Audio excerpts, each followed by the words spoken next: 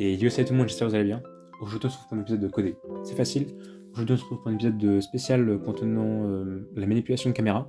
Donc, on va voir comment est-ce qu'on peut faire pour en fait déplacer la caméra, comment on va pouvoir faire des animations. Ce sera un local script. Pourquoi? Parce qu'en fait chacun aura sa propre utilisation de la caméra. Chacun aura sa propre caméra sur script. Parce que si on fait un seul script côté serveur, c'est bizarre de donner une caméra côté serveur alors que ça appartient au joueur de base. Parce que vous voyez bien que par exemple quand vous faites une game sur par exemple n'importe quel jeu qui existe, multijoueur, vous voyez bien que vous avez une caméra, par exemple les jeux en FPS, chacun en fait aura sa propre visibilité. Le joueur 1 verra le joueur 2 et le joueur 2 lui verra le joueur 1. Mais jamais le joueur 2 pourra voir le joueur 2 et jamais le joueur 1 pourra voir le joueur 1. Vous voyez un peu ce que je vais dire, je pense. Donc ça sera un local script. Ça dépend si vous le mettre en starter character script ou en starter player. Ça dépend de deux choses. Starter player, ça va reset lorsque le joueur va rejoindre, et du coup en fait ça va exécuter qu'une seule fois. Comparé au starter character script qui va s'exécuter le nombre de fois où en fait le caractère sera reset. Du coup ça va aussi reset le script. Par exemple, imaginons que vous marchez et que vous mourrez, le local script va reset. Donc si dès le début vous avez la caméra qui est modifiée, du coup ça va remettre la caméra de base. Vous avez mis en fait au début du script. Donc moi ce que je vais faire c'est que je vais ajouter dans le starter character script. Pour pouvoir en fait récupérer la caméra, c'est une caméra qui se retrouve en fait c'est la caméra du joueur qui se retrouve en fait dans le workspace. On va faire local caméra égale workspace.current caméra. En fait il y a plusieurs types de caméras. Donc il y a la caméra en fait la caméra. Attendez, je vous montre. Caméra type égale enum.camera type. Pardon, on va mettre scriptable pour l'instant. Vous allez comprendre. Donc dans le workspace, dans la caméra qui se trouve là, en fait, c'est une caméra de base pour la caméra que lorsqu'en fait, vous vous déplacez, quand vous êtes en train de créer en fait, d'autres jeux. En fait, il y a une propriété qui est celle-là, caméra type. Donc vous voyez bien que j'utilise la propriété caméra type. En fait, il vaut bien qu'il y a une liste en fait par défaut. C'est pour ça que j'ai utilisé la fonction, l'énumération enum. Donc il y a attache, custom, fixed, follow, orbital, scriptable, track, watch. Elles sont un peu toutes pareilles. Il y a juste custom et scriptable qui seront intéressants. Donc il y a custom et follow. Donc en fait custom c'est un peu la caméra de base que vous avez quand vous vous déplacez normalement. Et scriptable c'est pour qu'en fait la caméra soit scriptable. Et en fait en ayant la caméra scriptable, on pourra en fait déplacer la caméra. Donc ce que je vais faire c'est que je vais mettre une part en tant que caméra pour pouvoir en fait utiliser sa position. Parce qu'ensuite il faut falloir donner une position à la caméra. Donc je vais mettre une couleur. Color, on va mettre comme ça, on va mettre en noir, allez. Et on va faire un peu plus long en termes de taille. On va mettre un peu plus long en termes de taille. Bon, je vais vous passer ça. Et je vais renommer caméra. On va mettre caméra 1, parce qu'on sait jamais si on peut faire plusieurs caméras. Pour l'instant, on va mettre on va mettre juste dans le workspace, on va pas mettre dans un folder. Et donc en fait, la caméra, elle a un objectif et elle va regarder d'un côté. Parce que là, on ne sait pas où est-ce que la caméra va regarder dans l'appart. En fait, du coup, il y aura le loop vector. Donc vous allez voir maintenant. Donc show orientation et indicator. En fait, en faisant ça, on peut voir à quel endroit la caméra va voir. Donc non seulement ça montre l'orientation, mais en plus, on va voir la caméra où est-ce qu'elle regarde. Vous voyez bien qu'il y a un léger segment qui s'est formé. Où en fait on peut voir où est-ce que regarde la caméra. Donc là, regarde la caméra, en fait elle regarde par là. Ce que je vais faire, c'est que je vais mettre une image, comme ça on peut bien voir. Chercher une image rapidement. Voilà. Donc j'ai mis une image au-dessus pour voir en fait à peu près où est-ce que la caméra regarde. Donc la caméra en fait, c'est pour ça qu'elle regarde par là. Donc il va falloir bien orienter la caméra où est-ce qu'on veut. Je vais ajouter un demi, donc peu importe, par exemple je vais ajouter... Donc on va le prendre et on va le mettre ici. Donc dans l'ancien épisode, il me semble avoir fait un épisode concernant les animations. Donc on peut animer la caméra avec l'animation, ce qui peut être trop drôle par exemple. Pour faire des cuts de sens par exemple. Donc comme ça, je peux aussi l'orienter comme ça aussi là, comme ça je peux l'orienter vers le corps. Bon là je pense qu'elle est peut-être assez droite. Ce qu'on va faire c'est que du coup là on a mis scriptable. Donc on va mettre caméra.cframe. Je vais expliquer ce que c'est la cframe égale workspace.caméra. Donc je vais expliquer tout ce que j'ai écrit. Donc caméra cframe, en fait cframe c'est comme la position, donc en vecteur 3, sauf qu'en fait la cframe c'est la position locale. Donc il y a deux différentes positions qui existent. Donc il y a une position qui en fait se réfère par rapport au centre de la map, donc en fait au centre du jeu, au centre de la base plate. Donc autrement dit, en fait, qui va se référer au spawn location. Plutôt au centre du jeu, au centre du spawn location, la position du spawn location. Et en fait, iframe, elle, ça se réfère par rapport à sa propre position. Donc quand en fait vous direz par exemple 23 sur x en vecteur 3, ça sera 23 sur x par rapport au centre du jeu. Par contre, si vous dites 23x par rapport à où est l'objet directement, donc par exemple 23x, du coup ça va avancer de 23x, mais en commençant à une position en fait, qui est de base déjà dans l'objet. C'est ça en fait la différence entre la iframe et la position. Je pense bientôt un épisode concernant ça, avec toutes les valeurs qu'on peut mettre à l'intérieur, mais c'est un peu vite fait l'explication rapide de la iframe et de la position. Donc avec Workspace, parce que la caméra tourne dans Workspace, et ça serait comme ça avec le crochet, parce qu'en fait, toutes les choses qui sont explorateurs, c'est un peu comme des tables. Du coup, là, ça sera du coup un des index, donc c'est pour ça qu'on met les crochets. Et après, ensuite, on nomme l'index. En fait, ça, c'est le nom de l'index. Donc on a aussi accès à sa valeur. Donc, caméra 1.cFrame, parce qu'on veut la position de la caméra. On veut pas juste la caméra avec toutes ses propriétés, on veut juste la position de la caméra, en fait la cFrame de la caméra. Parce que la caméra, en fait, les parts, elles ont des cFrames.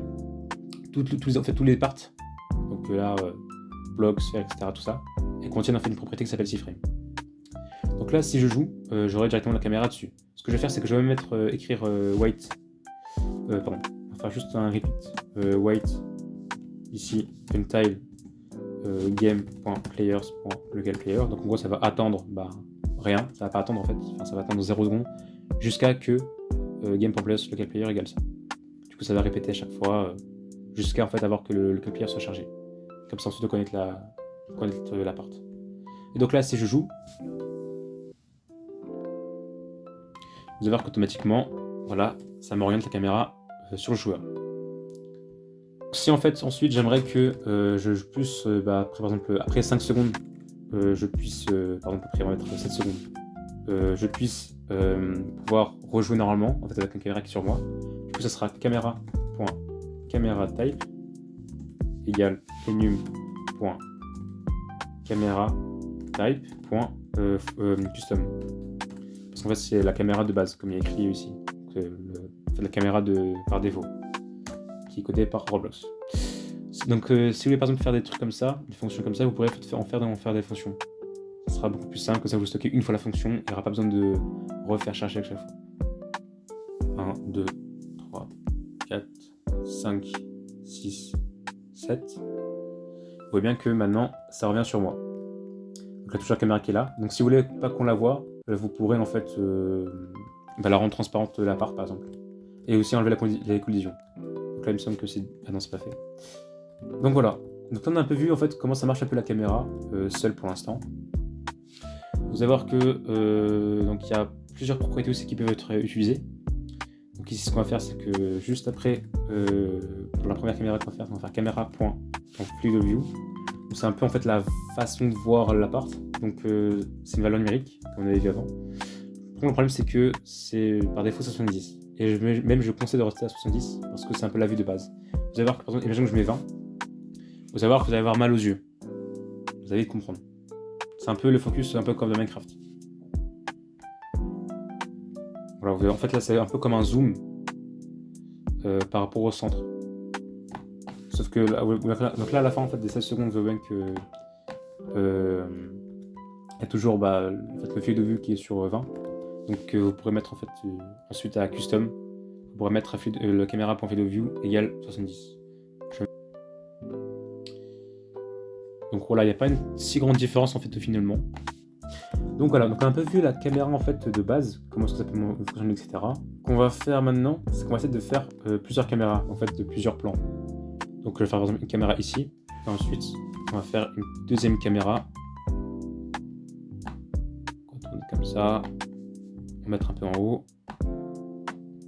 On va aussi mettre une troisième caméra, comme ça. Jamais 2 sans 3. Vous pouvez très bien tourner la caméra si vous voulez, en rotation. Peut-être même on peut le faire ici. Comme ça je vais faire un peu plus haut, comme ça. Et on va surtout pas oublier de renommer la caméra. Donc cette caméra là on va renommer caméra 2.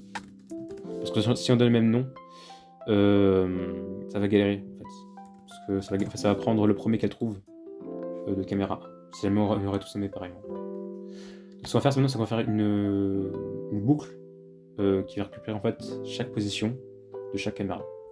Donc d'abord, je vais commencer tout en haut à écrire les 6 frames de chaque caméra. On va faire donc du coup caméra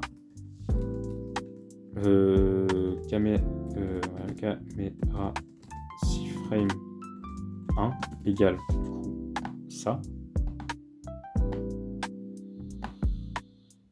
Voilà, je vais faire copier-coller. On va faire pareil un peu pour tous.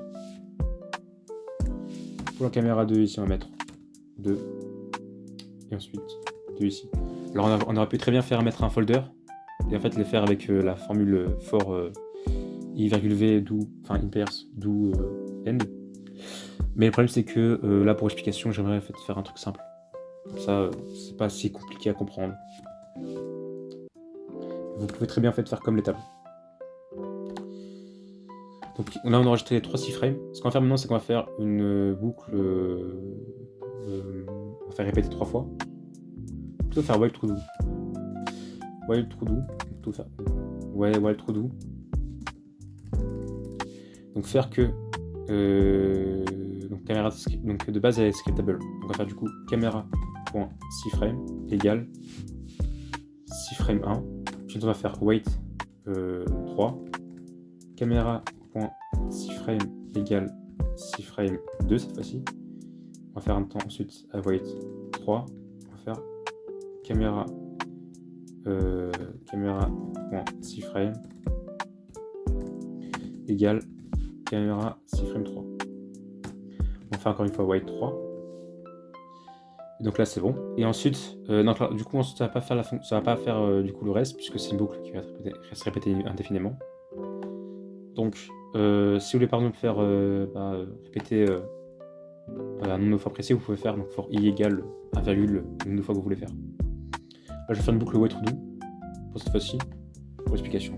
Normalement si vous connaissez les boucles et vous avez l'épisode, normalement ce sera possible de faire comme vous dit. Donc on peut très bien en fait très bien rendre les parts transparentes pour pas qu'on voit les autres caméras. Il vaut bien que ça marche bien.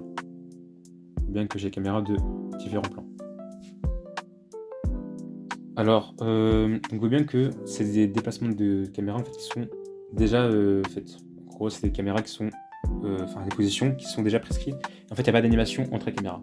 Donc, en fait, vous pourrez très bien faire un toon service. Donc, qu'est-ce que c'est toon service? C'est un service d'animation qui permet en fait de déplacer, qui permet de faire des animations avec des parts, par exemple, avec en fait les propriétés.